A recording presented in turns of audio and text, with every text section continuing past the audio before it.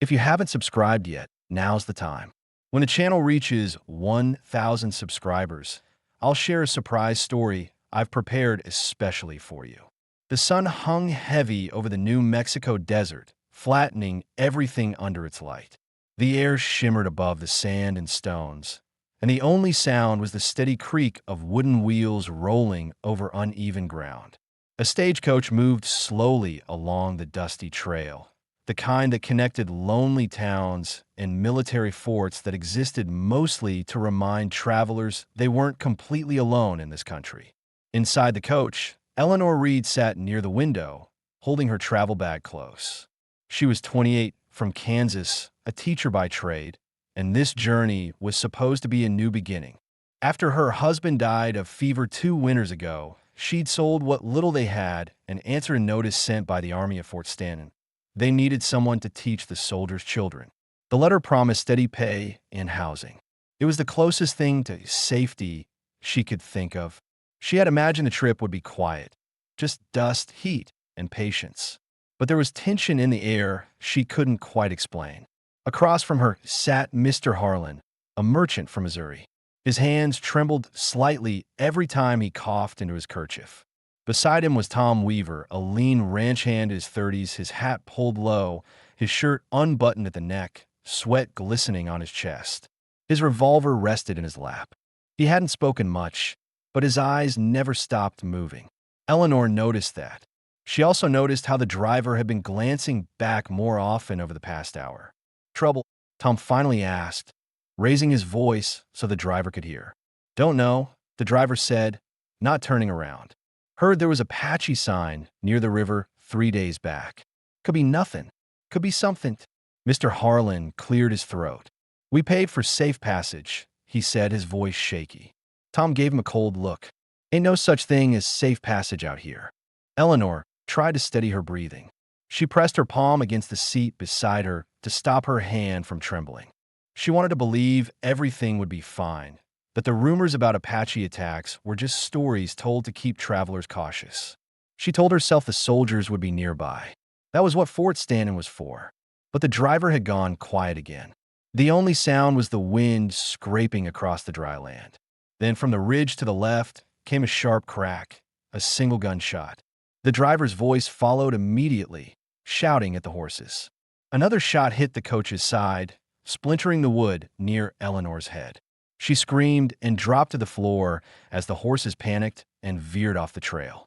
The coach jolted violently, wheels bouncing, the driver shouting words she couldn't make out. Tom pushed open the door, gun drawn, and fired toward the ridge. Bullets snapped through the air in response. The merchant tried to crawl under the seat, but a round caught him in the shoulder. He collapsed sideways with a muffled cry. "Stay down," Tom shouted. He jumped out into the dust, firing again. The horses bolted. The driver pulled hard on the reins, but one of them was hit, and the stage twisted, snapping an axle before slamming into a shallow ditch. The door swung open, throwing Eleanor against the wall. Her head hit the wood. The world spun. When she could see again, the sound of the guns was gone. The wind had taken over, soft, dry, endless. She crawled toward the open door. Mr. Harlan was slumped against the seat, unmoving. She reached for him, but stopped when she saw the blood soaking through his vest. Outside, dust moved slowly across the trail. Then shapes appeared through it. Riders. There were 5 of them, painted faces, rifles across their shoulders. The one in front wore a necklace of bone and feathers, his eyes narrow and unreadable. He shouted something in Apache, and 2 men rode forward. Eleanor froze. Every muscle in her body locked. She wanted to run, but her legs wouldn't move. Her breath came too fast. When one of the riders dismounted and stepped toward her, she pressed herself back against the coach wall, whispering a prayer she didn't believe in anymore. The man grabbed her arm roughly and pulled her out into the open. She stumbled and fell to her knees. Sand filled her mouth when she gasped for air. He spoke again in a language she couldn't understand. She shook her head. "Please, please don't hurt me." He said nothing. Another rider came, checked the merchant's body, and then gestured toward the horizon. The group mounted up again, pulling her to her feet and tying her wrists with rawhide. They made her walk. The desert stretched forever. Her boots tore at the seams after a few miles. She stumbled, but they didn't slow. Her throat burned from thirst. Her thoughts blurred into flashes. The classroom she never saw, her husband's grave, the sound of gunfire replaying in her ears. When night came, they stopped in a narrow canyon where small fires flickered between rocks. There were women and children there too, some watching her silently as she was pushed down near a fire pit. Her wrists ached from the bindings. A woman offered her a wooden cup with water in it. Eleanor drank slowly, eyes darting around, unsure if it was mercy or a test. No one spoke to her. When the riders finally sat to eat, she caught sight of one figure sitting apart. A white man, older than the others, with a beard and a rifle across his knees. His clothes were torn, his eyes hollow. He didn't look surprised to see her. He just watched, as if he had seen it all before. Later, lying on the cold ground, Eleanor couldn't sleep. The fear had dulled into something deeper, not panic anymore, but disbelief. She had left Kansas to start over, to teach children to build a quiet life. Now she was alone in a camp, surrounded by strangers who might kill her tomorrow or let her live for reasons she couldn't understand. She stared at the stars above the canyon walls. They looked the same as the ones she used to see from her porch, but they gave her no comfort. Her hands were raw, her body shaking from exhaustion, her mind stuck between prayers and the cold fact that no one was coming for her. When the camp finally went silent, she heard a man's voice, low, calm, speaking English. "You're lucky they didn't kill you." She turned her head toward the sound. It was the bearded man, the white one sitting by the fire earlier. "Why didn't they?" she asked, her voice dry, cracking. He paused. "Don't know yet," he said. Then he turned away, leaving her with the firelight in her thoughts. That night, she realized the truth. Survival would depend not on hope or rescue, but on learning how to stay alive in a place that didn't want her. And tomorrow, she'd have to start learning. The next morning came cold. The wind slid down the canyon and lifted the ashes of last night's fire into the air. Eleanor woke to the sound of voices, sharp, quick, unfamiliar. For a moment, she didn't remember where she was. Then she felt the coarse rope biting into her wrists, the bruises on her arms, and the dry taste of fear that never left her tongue. The camp was already alive. Smoke from several small fires drifted upward as the Apache women prepared food. Dried meat, corn, and something boiling in clay pots. Children moved between them, barefoot and silent, their faces marked with dust and curiosity. Eleanor sat where she had fallen asleep, her dress stiff from the dirt, her hair tangled. A woman brought her a bowl of something thick and gray, set it in front of her, and walked away without a word. She hesitated, unsure if it was meant for her. Hunger decided faster than fear. She ate slowly, watching the camp. The men were sharpening knives, checking rifles, and talking in low tones. A few of them looked at her from time to time, not cruelly, just with the detached focus of people studying something new. The white man from the night before stood near one of the fires. He had changed, washed the dirt from his face, tied his hair back, and now wore a shirt made of tanned hide like the others. He spoke to one of the Apache men in their language, his tone calm, practiced. When he noticed Eleanor watching, he walked toward her. She tensed, straightening her back, not knowing whether to speak first or stay quiet. "You should eat more," he said, looking at a half-empty bowl. "They don't waste food here." Eleanor studied him. Up close, he looked about 35. His beard was rough, his face tanned unevenly, and his eyes had that hollow, sunburned look of a man who had spent years without comfort. "Who are you?" she asked, voice hoarse. "Name's Caleb Hart," he said. "Used to be a scout for the cavalry. That was a long time ago. Why are you here?" He looked past her, toward the canyon's edge. "Because there's nowhere else to be." His answer didn't satisfy her, but she didn't push. She had too many questions. Where they were going, why they hadn't killed her, whether anyone from the fort would come looking. She didn't ask any of them. Somehow, she already knew none would have good answers. When she finished eating, two women approached. One untied her wrists. The other handed her a bundle of firewood. Caleb said something in Apache, and the women nodded before walking away. They want you to help, he said. I don't know how. Then watch and learn. That's how you stay alive. He turned and walked off, leaving her standing there, holding the bundle like a child that didn't know what to do with her hands. The rest of that day passed in slow rhythm. The women showed her tasks, carrying water, grinding corn, stacking wood. They didn't smile or speak to her much, but they didn't hit her either. When she made mistakes, they corrected her with short gestures. Her body moved on instinct, her mind still trapped somewhere between fear and disbelief. By evening, her hands were blistered, her back aching. But no one tied her up that night. She was told where to sleep, near the fire beside the older women. The air turned cold again after sunset.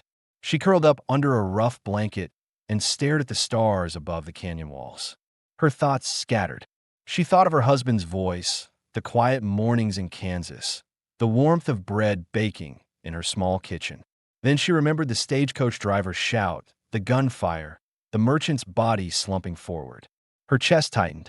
She pressed her hands against her face to stop herself from crying out. Somewhere nearby, a drum started, low, steady, echoing off the rocks. Men's voices followed, chanting in rhythm. It wasn't celebration. It sounded like memory. She turned and saw Caleb sitting by the fire again, his face lit orange by the flames. She wanted to ask him something, anything, just to break the wall of silence around her. Instead, he spoke first. You think they're all killers, he said quietly. She flinched. Aren't they? Some, he said. Same as any people. Some are cruel. Some aren't. Most are just trying to live. Then why do they take me? He thought for a long moment. You were there.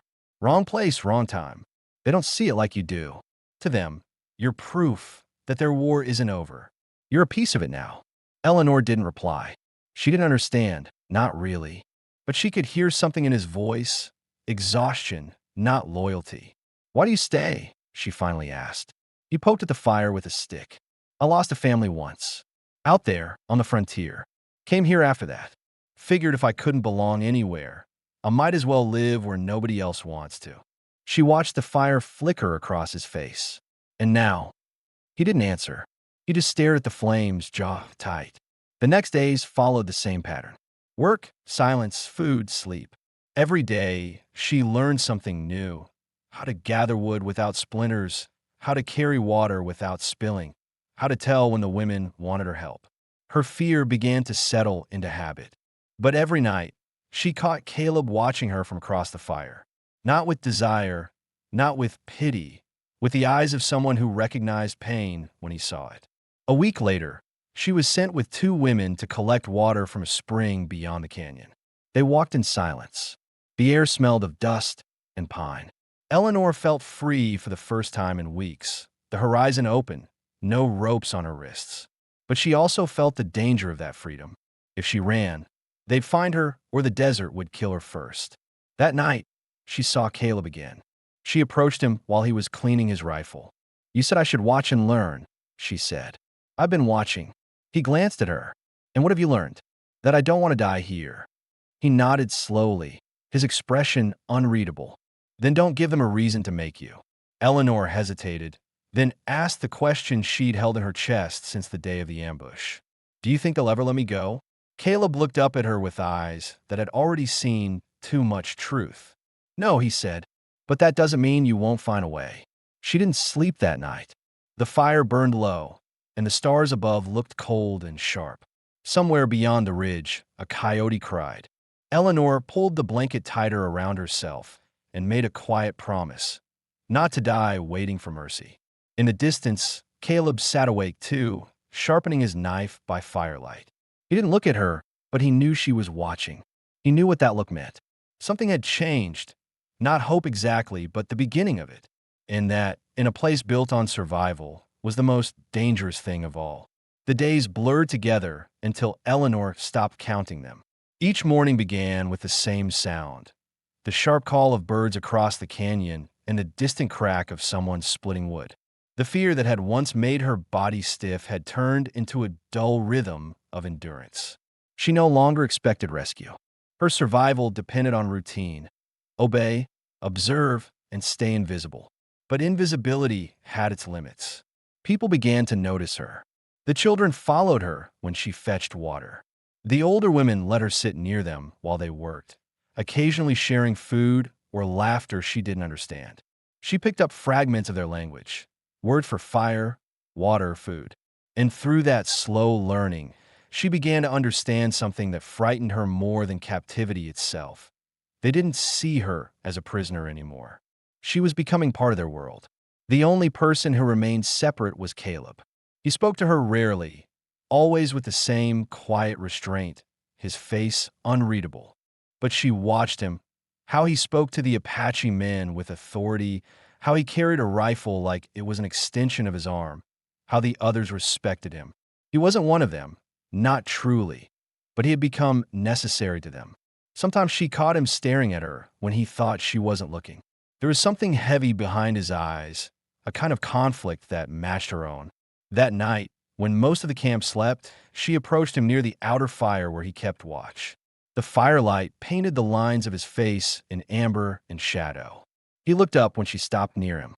"You don't sleep much," she said softly. He shrugged. "Sleep don't change much." "I've been here a long time," she said.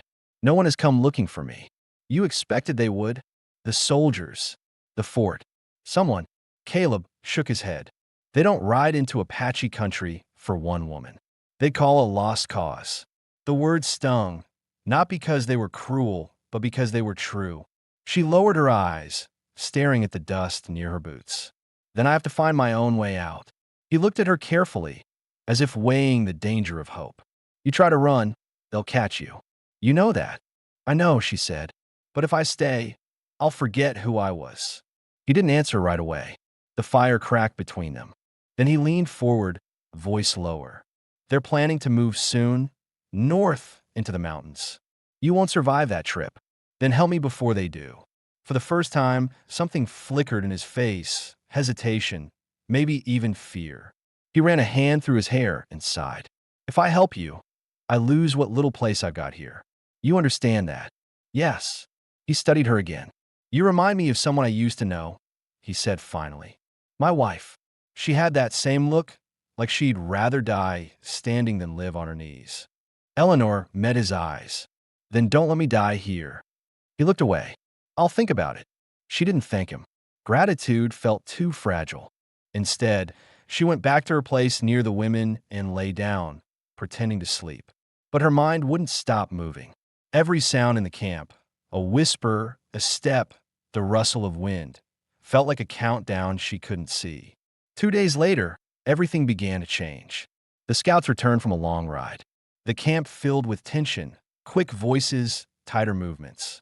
Caleb spoke with one of the leaders, an older man called Natali. Eleanor couldn't understand their words, but she could read faces. Something was wrong.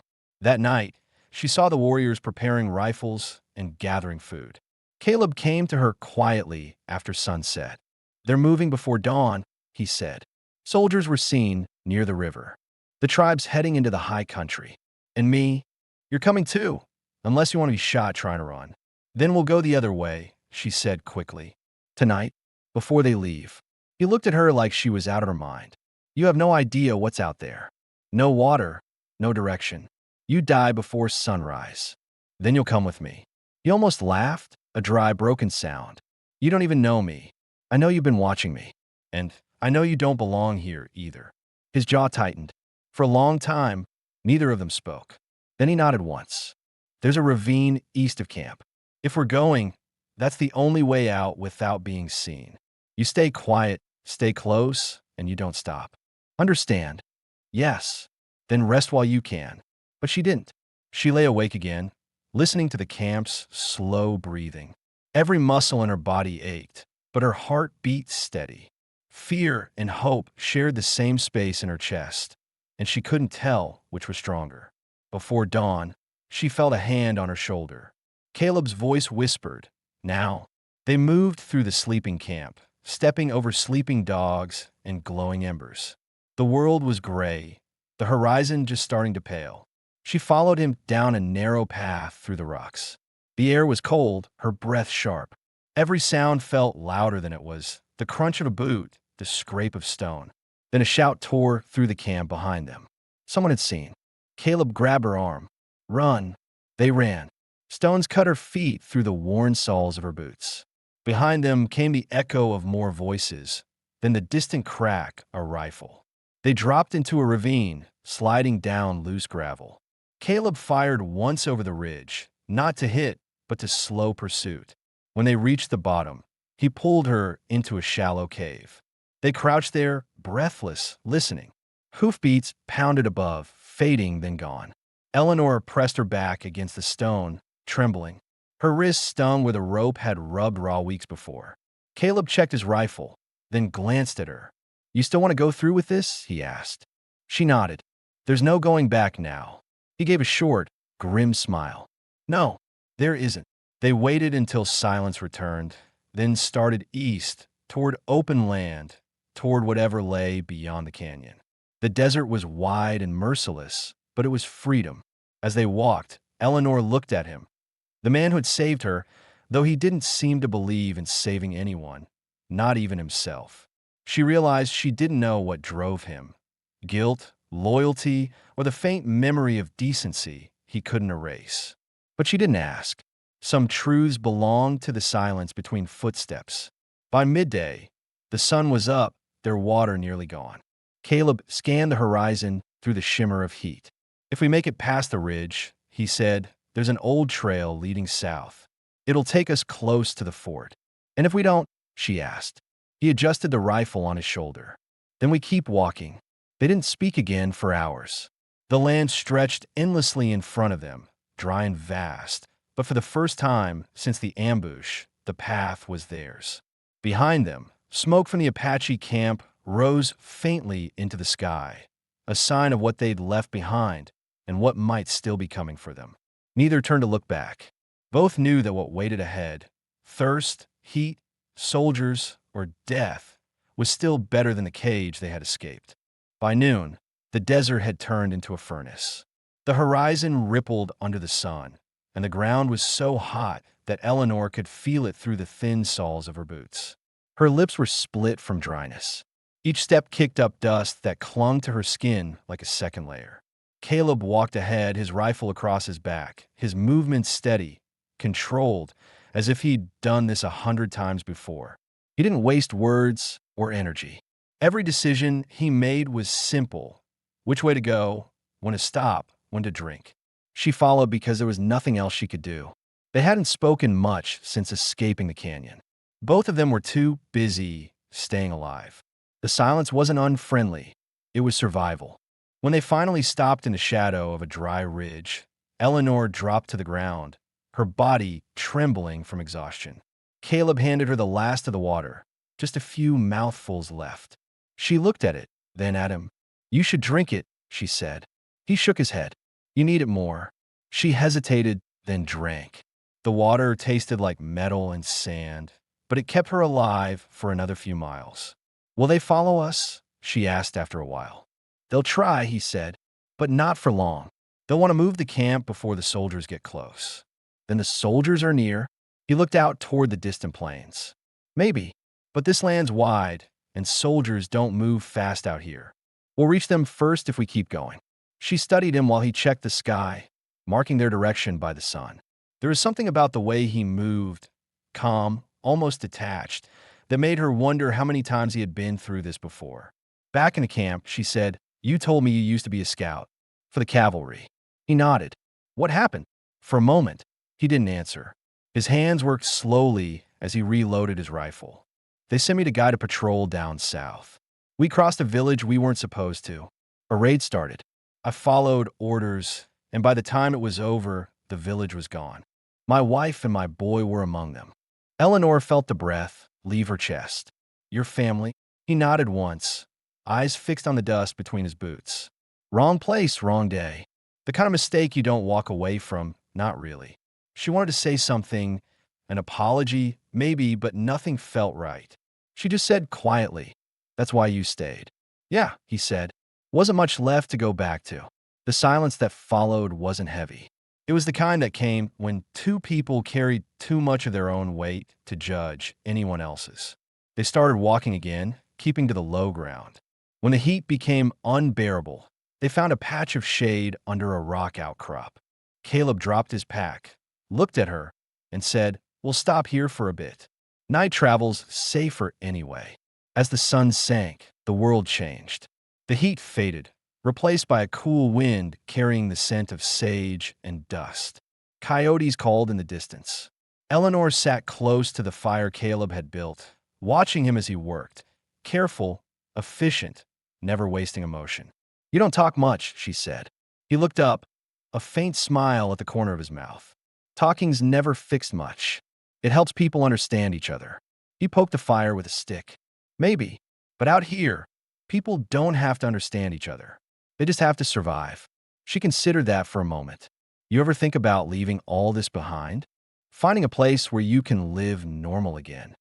He let out a slow breath. Normal's just something people talk about when they've never lost anything. Out here, you learn to live with what's left. Eleanor nodded, staring into the flames.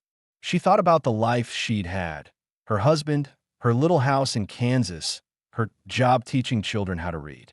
She wondered if that version of her still existed or if she had died in that ambush weeks ago. After a long pause, she said softly, "If we make it to the fort, what will you do?" He looked across the fire at her, his face unreadable. "Don't know. Maybe ride west. There's always work for a man who can shoot straight." "You could stay," she said. "The army would take you back." He gave a short laugh. "The army doesn't forget men who go missing, especially the ones who stop taking orders." Eleanor looked down. "Then what about me?" "You'll be fine," he said. "They'll take care of you." She wanted to believe that, but she had been gone for too long. In her mind, she could already hear the questions. How did you survive? Why didn't you die? What did they do to you? People would look at her and see a story, not a person. She didn't say that. She just nodded. Later that night, while Caleb slept sitting up against a rock, Eleanor stayed awake, watching the moon rise over the ridge.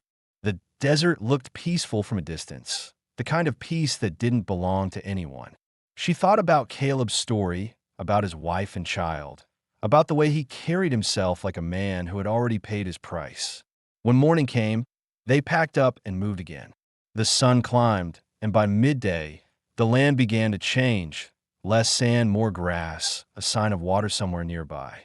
Caleb stopped on a rise, scanning the plains with his hand, shading his eyes. "There," he said. "See that smoke?" Eleanor followed his gaze. A faint line of gray rose in the distance. "Fort Stanton could be," he said, "or a ranch. Either way, people." Her chest tightened. It was the first real sign of civilization since she'd been taken. But with it came another feeling she hadn't expected: fear. The fort meant safety, but it also meant questions, judgment, and separation. Caleb belonged to the wild now. She could see it in his posture, in the way he scanned the land like it was part of him. They walked until sunset. As the fort came into view, small buildings, the glint of a flag, the faint sound of a bell, Eleanor stopped. Her legs felt weak, not from exhaustion, but from the weight of the moment. She turned to Caleb. "This is it," she said. He nodded. "Yeah. You could come with me," she said quietly. He hesitated, then shook his head. "Men like me don't walk through those gates." She stepped closer. "You helped me live. That should count for something." He looked at her, really looked for the first time. "Maybe it does. Just not to them." They stood in silence. The sky above was turning violet, the wind carrying the smell of smoke and grass. Eleanor's throat tightened. "Then at least stay tonight," she said. "Until I'm inside." He nodded once. "I'll see you that far." They made camp a short distance from the fort, close enough to see its lights flicker against the dark. Eleanor couldn't sleep. She watched the horizon, listened to the soft crackle of the fire, and thought about everything that had happened. The stagecoach, the camp, the long walk. Somewhere between terror and survival, she had found something unexpected: trust. She looked at Caleb, tired, scarred, silent, and realized he had become the only person she trusted to tell her the truth, even when it hurt. Tomorrow, she would walk into that fort and face whatever waited for her. But tonight, under the open sky, she felt something she hadn't felt in months. Not safety, not freedom, something quieter, belonging, even if only for a moment, beside a man who had nothing left but still chose to stay until she was home. The first light of morning crept across the plains, turning the horizon a pale gold. Eleanor sat awake long before dawn, her blanket wrapped around her shoulders, eyes fixed on the distant outline of Fort Stanton. The fort looked small from where they camped, but to her it carried the weight of everything she'd lost and everything she might have to face again. Smoke rose faintly from its chimneys, a sign of breakfast fires starting. Life was happening there.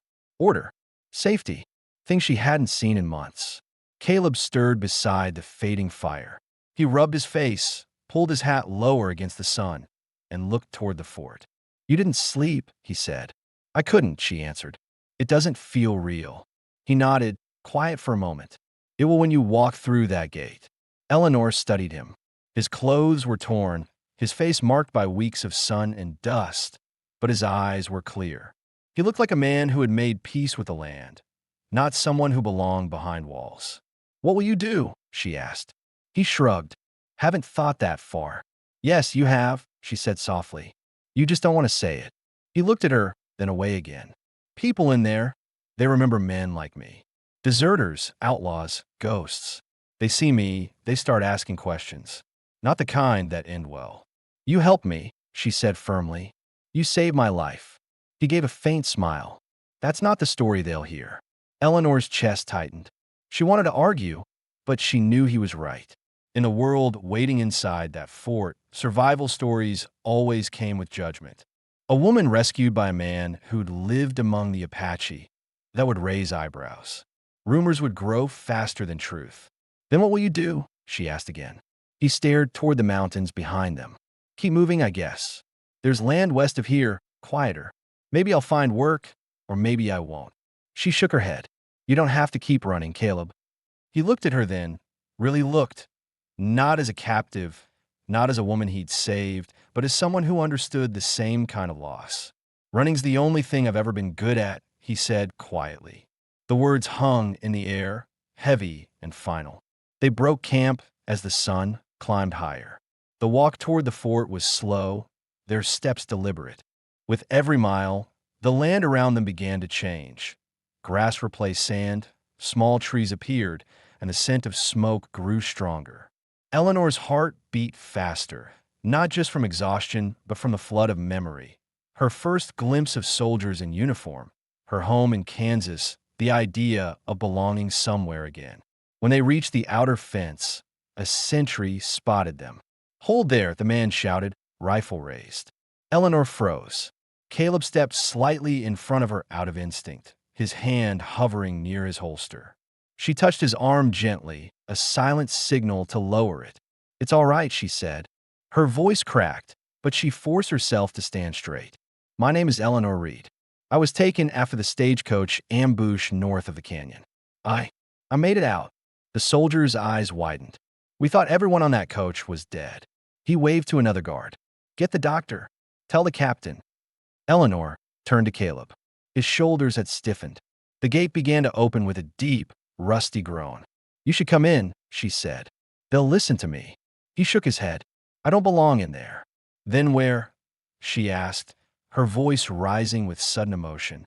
"Out here alone? You'll die out there, and for what?" He took off his hat, ran a hand through his hair, and looked at her with that same quiet steadiness she'd come to know. "I've already died once, Eleanor. Everything after that's just borrowed time." She stepped closer. "You don't have to keep paying for something you can't change." He didn't answer right away. The fort's gate clanged open, and a group of soldiers approached, their boots striking the ground in rhythm. Behind them came a young officer. Clean uniform, curious eyes, the kind of man who had never seen what the frontier could do to people. "Ma'am," he said, "we're going to take you inside. You'll be safe now." Eleanor glanced back at Caleb. "Wait," she said. "He's coming with me." The officer frowned. "Who is he?" She looked straight at the man in uniform. "The one who kept me alive." The officer studied Caleb, the ragged clothes, the Apache-made rifle, the hardened face. His hand lingered near his pistol, suspicion flickering across his expression. Eleanor stepped between them. "If he doesn't come, neither do I." A tense silence followed. The officer hesitated, then finally nodded. All right, bring them both. Caleb exhaled slowly, as if he hadn't expected that outcome. He looked at her, a trace of disbelief in his eyes. You didn't have to do that. Yes, I did, she said simply. They walked through the gate together. Inside, soldiers stopped what they were doing to stare. Some whispered. Others saluted the officer and returned to work. A doctor led Eleanor to the infirmary, while Caleb stood outside, waiting. Hours passed before she returned. She was clean now, dressed in borrowed clothes. The color had returned to her face, though her eyes still carried the same tired weight. She found Caleb near the stables, talking quietly with an older sergeant who seemed to recognize him. The sergeant nodded at her. You got a tough one here, miss. Man seen worse than most, and still breathing. That counts for something. Eleanor smiled faintly. It does. When the sergeant walked off, she turned to Caleb. They'll let you stay. Work around the post, maybe as a guide. It's not much, but it's a start. He looked at her, skeptical. And you? I'll take the teaching job I came here for, she said. It's still waiting. For the first time, Caleb's expression softened. Not quite a smile, but close. You really think you can just start over? I have to, she said. And so do you. He studied her for a long moment, then nodded. All right. The days that followed were quiet. Eleanor began teaching again, small groups of children whose laughter reminded her that life, even after horror, had a way of finding its shape again. Caleb worked with the scouts, guiding patrols through land he knew better than any map could show. The soldiers respected him slowly, learning that silence didn't mean weakness. Sometimes, in the evenings, they would sit outside the fort together, watching the sunset over the plains. They rarely spoke about what had happened. Not the camp, not the escape, not the dead. The silence between them was no longer heavy. It was something they both understood, a kind of peace earned the hard way. One evening, as the sky burned orange and gold, Eleanor turned to him. Do you ever think about leaving? He shook his head. Not anymore. Why not? He glanced at her, his voice low but sure. Because I finally found something worth staying for. She didn't answer right away. She just looked out over the land, wide, endless, still dangerous, and felt for the first time in months that she could breathe without fear. The wind carried the smell of dust and grass, the sound of distant laughter from the fort. The war inside both of them had quieted, and as the sun sank beyond the ridge, Eleanor reached out and took Caleb's hand. He didn't pull away. There were no more words left to say, no ghosts left to chase. Just two people who had found their way back from the edge, not to the world they had lost, but to the one they had built together. The frontier stretched before them, silent and endless. But for the first time, it felt like home.